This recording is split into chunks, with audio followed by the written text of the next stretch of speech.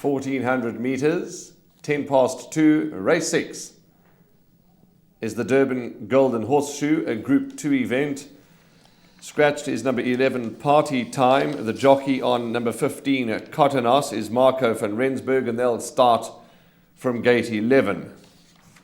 And Graham, we were just talking off air that very tough. These 2-year-old races, the Colts and the fillies, very difficult. I think the Colts race potentially more competitive than the fillies race. So race 6 more competitive than race 5.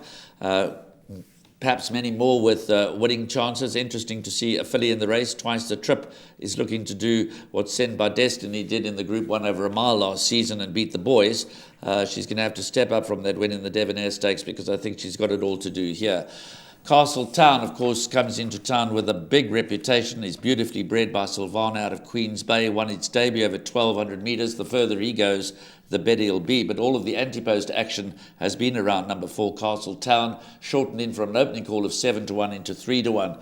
But before we go any further analysing the field, let's get to our interview package, which features Justin Snaith, Warren Kennedy, Craig Udy, and Sheldon Peters. The juvenile races on July Day always throw up sometimes a result, but also the best horse juvenile in the race normally either runs second then or quite close. So I think Dean Caname has got some very, very smart 2-year-olds. If I had to pick a trainer at the moment in Natal with the smartest 2-year-olds, it would have to be Dean Caname.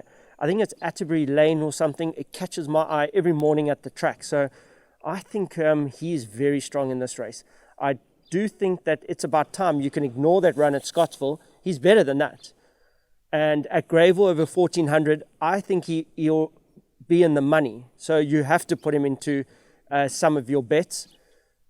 Winning the race will obviously be difficult, but if you're going to go at a couple more horses, bar Caname's horses, you might want to look at him.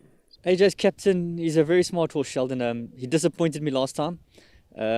We've slapped the blinkers on him. He's a horse that I feel will need to be gelded pretty shortly, but he's got good gate speed, Sheldon. We tried to drop him in last time and he sort of shirked it running past horses. So the blinkers were put on. I think we'll ride him a bit more forward. He does look held, but he's a horse that didn't give his true run last time. I feel there is improvement there still. Hna Kalani, a very nice horse. He's probably the best drawn of ours at I think 10. Won very well last time in open company at Scottsville. Been working very well, probably our best runner on the day, and we're expecting a big run from him on Saturday.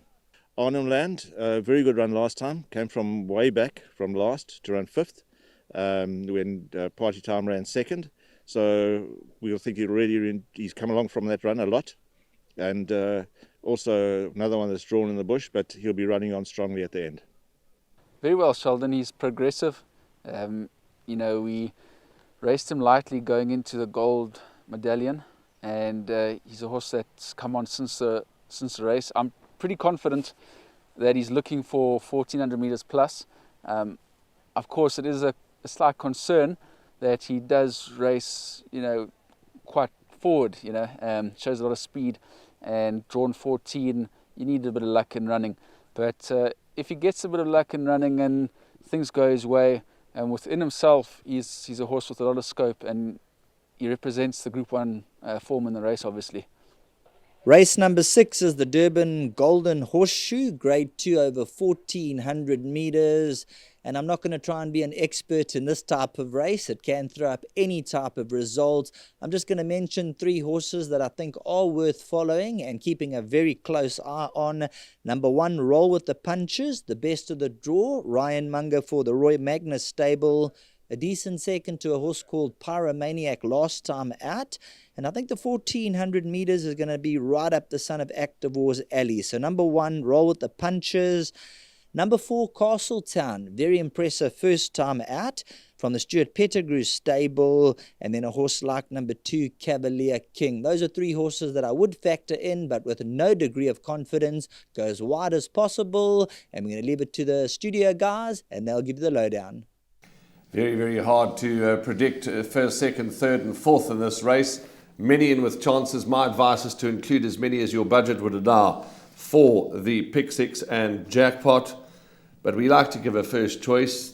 Not a very confident one. I respect the early money for Castletown. He's beautifully bred. He should relish every inch of the extra distance. So he'd probably be my first choice.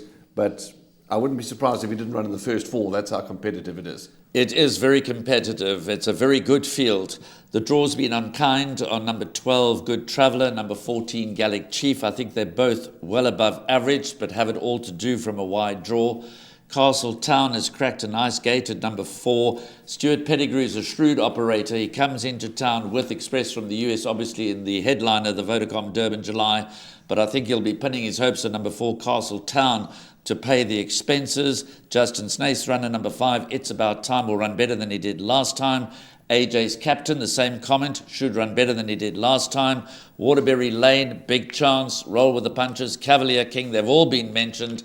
It's a very, very tough race. The 2021 renewal of the Durban Golden Horseshoe Grade 2 over 1,400 metres. The money's been for number 4, Castletown. The money could be spot on the button, but it's a very, very tricky race.